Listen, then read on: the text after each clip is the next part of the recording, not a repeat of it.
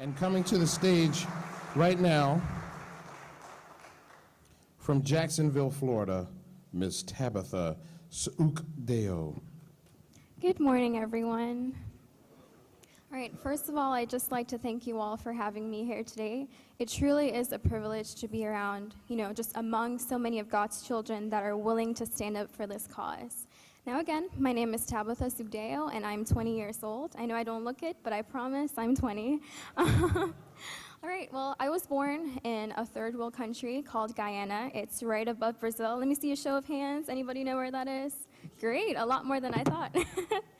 Okay, well, my story starts off when I was 13 days old as a baby.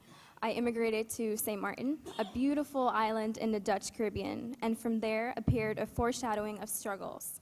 My father lived on the island for over 20 years, and they never issued him an opportunity to get his citizenship, much less a status of permanent residency. However, he legally owned a construction business and paid a ton of taxes. When I became 13 years old, the government refused to renew my stay. Now, this was a tactic that they used in order to get immigrants to leave the island, because they renewed the rest of my family's stay, but just not my own.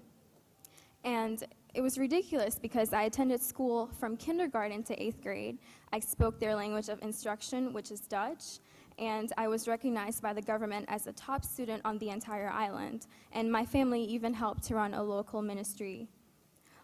To move back to Guyana would be regression. So we had no choice but to move to the US. I would soon have to start high school. We had a visa and an approved I-130 for a family green card.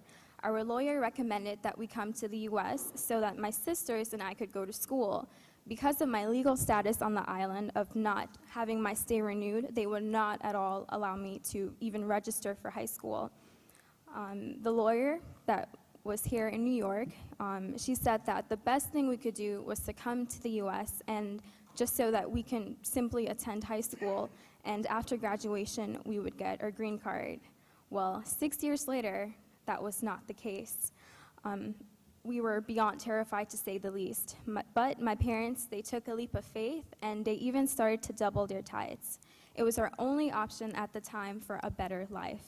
We bought a house in Florida prior, so when it was time for us to move, we just came over here and we moved in. And all we could do was just live our lives from day to day. We went through trials from not finding a house, for not finding work for my parents, to seeing my dad cry because he could not provide for us.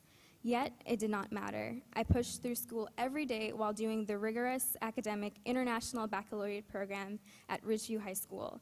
I kept myself as busy as humanly possible through joining Amnesty International, the National Honor Society, the Spanish National Honor Society, the International Thespian Society, the Bollywood dance team, cross country, and soccer, all at the same time.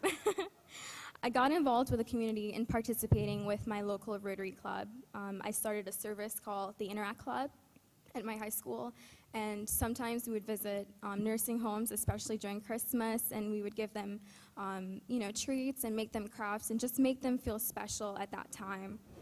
Sometimes too, we would raise money for breast cancer and for polio, and these were just a few of the events that I would organize for my schoolmates.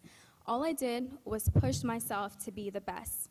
I graduated with a weighted 4.6 GPA as a summa cum laude, over 500 hours of community service, a high school diploma, and an IB diploma.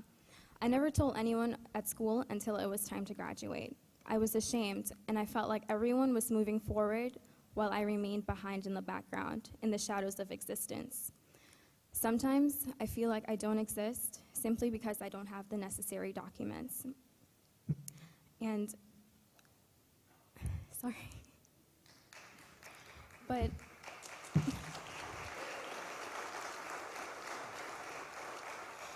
all in all, I stay faithful to God. It gets difficult at times, but I trust that all things will work together for the good because I love God. Now I serve as an administrator for my church. I specialize in media. I play guitar in the worship team, and I coordinate our social outreach program. Last month, I saved up just enough money to take a class at a community college in walking distance from me. All I could afford was one class, as I have to pay triple tuition. After registering and doing orientation, they told me that I was not allowed to attend their school and if I don't have a social, then I don't belong there. It was a stab to my heart.